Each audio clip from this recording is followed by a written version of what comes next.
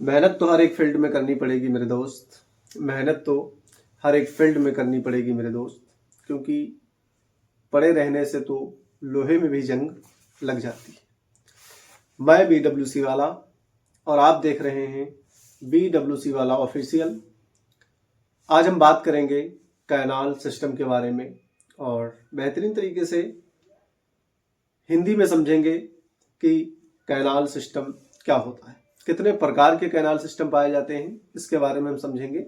और पढ़ रहे हैं हम फाइलम पोरीफेरा। इसका आज अंतिम और लास्ट लेक्चर है। हमने पिछले वीडियो में कंप्लीट कर लिया है इसकी बॉडी वॉल ऑर्गेनाइजेशन, जो भी इसके अंदर हमको पढ़ना था वो पिछले वीडियो में हम कर चुके हैं। आज ये हमारा 4th लेक्चर है और इसी में हम इसको करेंगे आज अंत, यानी इसकी द एंड। आज मैं आपसे छोटी सी बात करना चाहता हूं ये कि इस लेक्चर के अंदर जो भी जितना भी पढ़ा है वो इम्पॉर्टेंट है। क्लास 11th और क्लास 12th और प्लस नीट के लिए भी बहुत सारे क्वेश्चन इससे पूछे जाते हैं। आपको शायद पता नहीं होगा, हमने पिछले वीडियो में डिस्कस कर लिया है कि इससे कम इस कोऑर्डिनेट से, जितने कोऑर्डिनेट्स हैं, जो ये फाइलम मान लें या संघ मान लें, ऑर्गेनाइजेशन मान लें, इसके अंदर लगभग इसके अंदर से 4 क्वेश्चन पूछे जाते हैं, 3 से 4 क्वेश्चन पूछे जाते हैं। यानी हाई वेटेज वाला ये चैप्टर है कोऑर्डिनेट्स। इसके अंदर से बहुत सारे क्वेश्चन नीट में पूछे गए हैं और क्लास 11th में तो ये कंप्लीट पूरी तरीके से हर एक फाइलम से क्वेश्चन पूछे जा रहे हैं। तो आज हम बात करेंगे कैनाल सिस्टम के बारे में। आप तैयार हैं?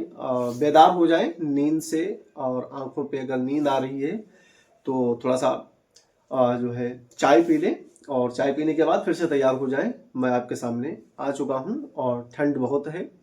आप देख ही रहे हैं कि आपके चारों तरफ लो टेम्परेचर हो चुका है, काफ़ी ठंड बढ़ रहा है। इस ठंडी की वजह से 10 से 15 मिनट का आपको टाइम देना पड़ेगा। इससे ज़्यादा मैं आपसे बात बिल्कुल नहीं करूँगा, लेकिन ये 10 से 15 मिनट अगर एक भी मिनट मिस करते हो तो समझने में प्रॉब्लम आएगी। तो आज हम बात करते हैं कैनाल सिस्टम के बारे में। कैनाल सिस्टम, कैनाल सिस्टम कितने प्रकार का होता है, इसका डाइजेशन क्या होता है, हम पोरीफेरा फाइलम कर रहे हैं। इसके आगे जो हमारा लेक्चर होगा या हमारा फाइलम होगा उसको हम पढ़ेंगे सीलेंट्रेटा। सीलेंट्रेटा के बाद टीनोफोरा, टीनोफोरा के बाद प्लेटाहेलमिन्थेस। इस प्रकार से हम इसको डिस्कस करते हुए चलेंगे। तो कैनाल सिस्टम, पहली बात ये इंपॉर्टेंट होता है, ये संघ के एनिमल के जो प्राणी होते हैं, इनका कैनाल सिस्टम जो होता है ये बहुत ही इंपॉर्टेंट चीज होती है। अब हम बात करेंगे कि इनके अंदर किस प्रकार से डाइजेशन होने की प्रक्रिया होती है और वाटर का फ्लो इनकी बॉडी में किस प्रकार से होता है। तो यहाँ पर हम स्टार्ट करते हैं, लिखते हैं सबसे पहले वाटर। वाटर सबसे पहले जाएगा, यानी जल सबसे पहले पहुंचेगा ऑस्टिया के अंदर। कहाँ पहुंचेगा? ऑस्टिया के अंदर। हमने पिछले वीडियो में बात किया था कि इस जो पोरीफेरा एनिमल होते हैं इनकी बॉडी के चारों तरफ क्या होते हैं, छोटे छोटे छिद्र पाए जाते हैं और एक ऊपर छिद्र होता है जिसको हम बोलते हैं ऑस्कुलम बोलते हैं। तो उसी ऑस्टिया में क्या कर रहा है, वाटर, सबसे पहले वाटर आया और ऑस्टिया से बॉडी के अंदर पाई जाती है स्पंजोसील कैविटी पाई जाती है। इस स्पंजोसील कैविटी से होता हुआ कहां पर निकल जाएगा, ऑस्कुलम से बाहर वाटर का फ्लो निकल जाता है, बाहर निकल जाता है। आपने क्या समझा? ये एक फाइलम होगा, यानी कि एक एनिमल होगा। एनिमल में उसके चारों तरफ छोटे छोटे छिद्र होंगे जिनको बोलेंगे ऑस्टिया, और इसके बीच में जो कैविटी पाई जाती है उसको बोलते हैं स्पंजोसील कैविटी पाई जाती है। और इसके ऊपर जिस जगह से वाटर का फ्लो निकलता है उसको हम बोलते हैं ऑस्कुलम। वाटर आएगा इन तीनों चीजों से होकर के, तीनों पार्ट से होकर के क्या करेगा, बाहर निकल जाएगा। ये वाटर का फ्लो होता है। इसी के अंदर 3 से 4 प्रक्रियाएं होती हैं जो बहुत ही इंपॉर्टेंट होती हैं, जैसे न्यूट्रिशन और डाइजेशन, और इसके अलावा अगर हम बात करें एक्सक्रीशन की, और इसके अलावा और अगर हम बात करते हैं सबसे इंपॉर्टेंट रेस्पायरेशन भी इसी के अंदर होता है, इसी वाटर के फ्लो के साथ साथ में। इसमें क्या होगा, रेस्पायरेशन होगा, डाइजेशन होगा एक्सक्रीशन होगा, एक्सक्रीशन, और इसी में क्या होगा, न्यूट्रिशन होगा। मतलब इसके पास कोई एक सेपरेट ऑर्गन तो है नहीं जो उन ऑर्गन से, जैसे हमारे पास क्या होता है, हमारे पास माउथ है, पूरी एलिमेंट्री कैनाल है, पूरा एक डाइजेस्टिव सिस्टम है, और हमारे पास क्या है, एक्सक्रीशन के लिए हमारे पास क्या है, पूरा एक सिस्टम पाया जाता है, किडनी से लेकर के पेनिस तक हम पूरे वाटर के फ्लो को करते हैं। फिर इसके बाद रेस्पिरेशन की बात करें तो नोज से लेकर के लंग्स तक हमारी बॉडी के अंदर रेस्पिरेशन होता है और गैस का एक्सचेंज होता रहता है। न्यूट्रिशन की बात करते हैं तो हमारे पास भोजन पचाने के लिए, तो आप समझ ही रहे हैं कि डाइजेशन, भोजन, अब हमको तो भोजन, हम पैरासाइट होते हैं, ये भी पैरासाइट होते हैं, बट हमारे पास भोजन की व्यवस्था होती है, इनके पास भोजन की व्यवस्था नहीं होती थी। वाटर के साथ में जो भोजन आएगा, छोटे छोटे कणस, फूड पार्टिकल्स को क्या करते हैं सॉरी, ये क्या करते हैं, एब्जॉर्ब करते रहते हैं। इस प्रकार से इनका कैनाल सिस्टम कार्य करता है। कैनाल सिस्टम होता कितने प्रकार का है, तो ये 3 टाइप का कैनाल सिस्टम होता है, उसके बारे में हम यहाँ पर लिख रहे हैं 1, 2 और 3। कैनाल सिस्टम कितने टाइप का होता है, 3 टाइप का होता है। एक होता है एस्कॉन टाइप, एस्कॉन टाइप, और दूसरा होता है, दूसरा एक फर्स्ट वाले की अगर हम बात करें, इसको लिख लें एस्कॉन टाइप, दूसरा अगर लिख लें हम तो इसको हम बोलेंगे साइकॉन टाइप। कौन सा टाइप होगा, साइकॉन टाइप होगा, और ये थर्ड वाला जो होगा ये ल्यूकॉन टाइप होगा, ल्यूकॉन टाइप होगा। एस्कॉन टाइप जो होता है ये बहुत सिंपल होता है, साइकॉन जो होता है स्पंज में पाया जाता है, और ल्यूकॉन जो होता है ये स्पॉन्जिला में पाया जाता है। ये 3 प्रकार का सिस्टम इसके अंदर पाया जाता है। सिंपल का मतलब ये बहुत साधारण होगा, सिंपल तरीके से, इससे आसान इनके नहीं साइकॉन होंगे, इनकी जो कैनाल सिस्टम होगा इनका वो थोड़ा सा कॉम्प्लिकेटेड, टफ होगा, लेकिन इसका कैसा होता है, सिंपल होता है। ये कहाँ में पाया जाएगा, स्पंज में पाया जाएगा, और ये किस में पाया जाएगा, स्पॉन्जिला में पाया जाएगा। कहाँ पाया जाएगा, ये स्पॉन्जिला में उपस्थित होता है। अब इसके अलावा हम बात करेंगे, हमने समझ लिया इसके वाटर के फ्लो को किस प्रकार से, क्या क्या एस्कॉन में, साइकॉन में, ल्यूकॉन में इनके कैनाल सिस्टम के अंदर होता है। एनसीईआरटी के हम बाहर नहीं जाएंगे क्योंकि एनसीईआरटी में इसका डिस्कस नहीं किया गया है, एस्कॉन का, साइकॉन का और ल्यूकॉन का।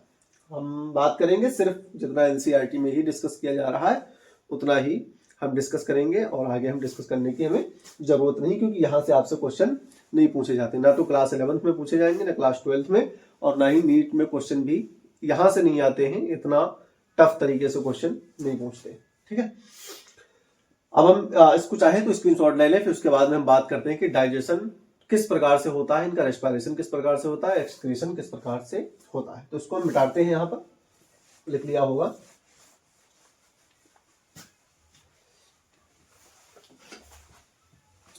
बोर्ड भी गंदा हो रहा है, कुछ ठंड बढ़ती जा रही है। डाइजेशन की अगर हम बात करते हैं, फर्स्ट नंबर पे हम लिखेंगे डाइजेशन। तो इनके डाइजेशन में क्या होता है, इंट्रासेल्यूलर डाइजेशन होता है। कैसा होता है, इंट्रा सेलुलर होता है। ऐसा होता है, इंट्रासेलुलर होता है। अगर हम बात करते हैं इनके रेस्पिरेशन की, सेकंड नंबर की अगर हम बात करें, रेस्पिरेशन, रेस्पिरेशन किस प्रकार से होगा, exchange of gases plasma membrane द्वारा। किसके द्वारा होता है, एक्सचेंज ऑफ गैसेस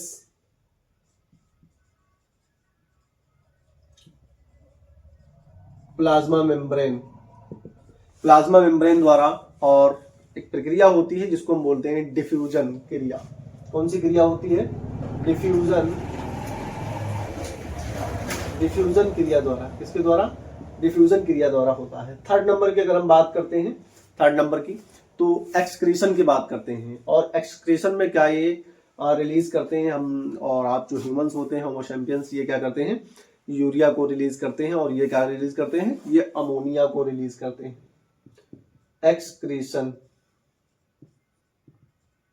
ये काहे को रिलीज करते हैं, अमोनिया को रिलीज करते हैं, ध्यान रखना है, अमोनिया को रिलीज करते हैं प्रोटोप्लाज्म के द्वारा। किसके द्वारा, प्रोटोप्लाज्म की मेम्ब्रेन द्वारा ये अमोनिया को रिलीज करते हैं। तो यहाँ पर हम लिखते हैं प्रोटोप्लाज्म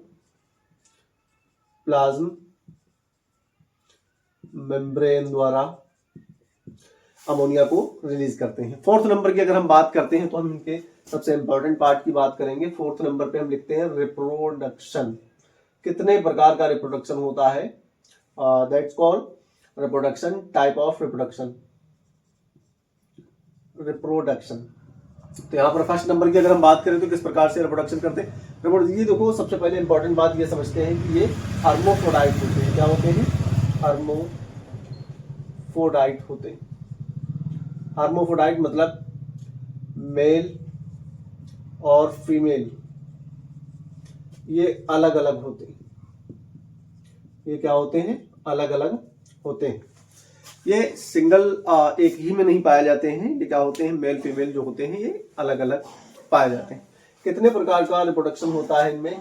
टाइप ऑफ रिप्रोडक्शन की अगर हम बात करें तो फर्स्ट नंबर पे अगर हम बात करते हैं तो सेक्सुअल रिप्रोडक्शन करते हैं और एसेक्सुअल रिप्रोडक्शन करते हैं। और इसके अलावा क्या करते हैं? ये बडिंग करते हैं। क्या करते हैं? बडिंग द्वारा ही जनन करते हैं। इसके अलावा जेम्यूल्स द्वारा भी करते हैं।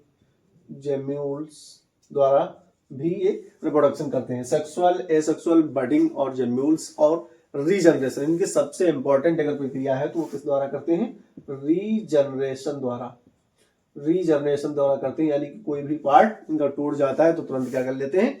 ये जनरेट कर लेते हैं। हमने बात किया था टोटिपोटेंट सेल्स होती हैं उनके द्वारा। पिछला वीडियो हमारा कल ही का है, आप जाएं तो देख सकते हैं। टोटिपोटेंट जो सेल्स होती हैं वो क्या कर लेती हैं? रीजनरेट कर लेती हैं। लास्ट पार्ट की अगर हम बात करते हैं तो डेवलपमेंट की बात करें, यहीं पर हम लिख लेते हैं। फिफ्थ नंबर की बात करते हैं, डेवलपमेंट इनका कैसे होता है? डेवलपमेंट की अगर हम बात करते हैं तो जायगोट इनका क्या होता है? होलोब्लास्टिक होता है। जायगोट की अगर हम बात करते हैं, जायगोट होलोब्लास्टिक। जायगोट कैसा होता है? होलोब्लास्टिक। क्लीवेज द्वारा ये क्या कर लेते हैं? विभाजित हो जाते हैं। होलोब्लास्टिक क्लीवेज द्वारा विभाजित यानी डिवाइड होते हैं। ये इनका क्या होता है? डेवलपमेंट होता है। आपके सामने हमने लिख दिया है, एक बार इसको फिर से समझते हैं कि डाइजेशन क्या होता है। डाइजेशन इंट्रासेलुलर होता है। रेस्पिरेशन इनका एक्सचेंज ऑफ गैसेस किस द्वारा होता है? प्लाज्मा मेम्ब्रेन द्वारा और डिफ्यूजन की क्रिया द्वारा होता है। एक्सक्रीशन की अगर हम बात करते हैं तो ये अमोनिया रिलीज करते हैं और ह्यूमन क्या करते हैं? यूरिया रिलीज करते हैं। और अमोनोटेलिक कुछ होते हैं जो उड़ते हैं पक्षी, वो क्या करते हैं? अमोनोटेलिक जो होते हैं वो अमोनो। और फिर उसके बाद में हम बात करते हैं रिप्रोडक्शन की बात करें तो क्या होती है? हर्मोफ्रोडाइट, मेल फीमेल सेपरेट होते हैं। जन्म की अगर हम बात करते हैं तो सेक्सुअल रिप्रोडक्शन कर सकते हैं, एसेक्सुअल रिप्रोडक्शन कर सकते हैं और बडिंग, जेम्यूल्स, रीजनरेशन की प्रक्रियाएं भी ये करते हैं। डेवलपमेंट इनका अगर हम बात करें तो जायगोट और होलोब्लास्टिक टाइप का होता है। कैसा होता है? होलोब्लास्टिक क्लीवेज द्वारा ये डिवाइड कर लेते हैं अपने आप को और जन्म की प्रक्रिया पूरी कंप्लीट कर लेते हैं। आप चाहे तो इसका स्क्रीनशॉट ले लें, वरना आपको हमने याद करवा दिया है। और मेहनत जरूर करते रहें। ठंड काफी है लेकिन हार नहीं माननी है कि ठंड है, कल पढ़ लेंगे, कल पढ़ लेंगे। इस वजह से धीरे धीरे आप पीछे होते चले जाएंगे और किसी न किसी कोने में कोई ना कोई बच्चा आपसे 1 घंटा एक्स्ट्रा पढ़ रहा होगा। कल जब रिजल्ट आएगा तो आपको पता हो जाएगा कि कितनी मेहनत हमने की थी और सामने वाला कितनी मेहनत कर रहा था। तो ध्यान रखें, थोड़ा सा अपने जो है कपड़े मोटे पहने और मोटे पहनने के बाद पढ़ाई पे ध्यान दें, पढ़ते रहें, ठंड की तरफ ना देखें। ठंड की तरफ देखोगे तो फिर प्रॉब्लम बढ़ती चली जाएगी और फिर साल भर मेहनत किए हो, 2 महीने मेहनत तक नहीं कर पाओगे, बस आपका खेल इसी में बिगड़ जाएगा और फिर सारी जिंदगी के लिए पछताना हो जाएगा कि क्लास 10th में काश लास्ट में मेहनत कर ली होती, क्लास 12th में काश लास्ट में थोड़ी सी मेहनत कर लेते तो शायद आज इतने नंबर नहीं होते, थोड़े से अच्छे और नंबर आ जाते। इसलिए 1-1 मिनट, 1-1 घंटा आपके लिए इम्पोर्टेंट है। मिलता हूँ नेक्स्ट वीडियो में। पढ़ाई करते रहें। और आप एक इम्पॉर्टेंट बात, हमारा नेक्स्ट टॉपिक जो रहेगा, नेक्स्ट लेक्चर रहेगा, वो सिलेंट्रेटा फाइलम को हम डिस्कस करेंगे। और मैं चलता हूँ। All the best.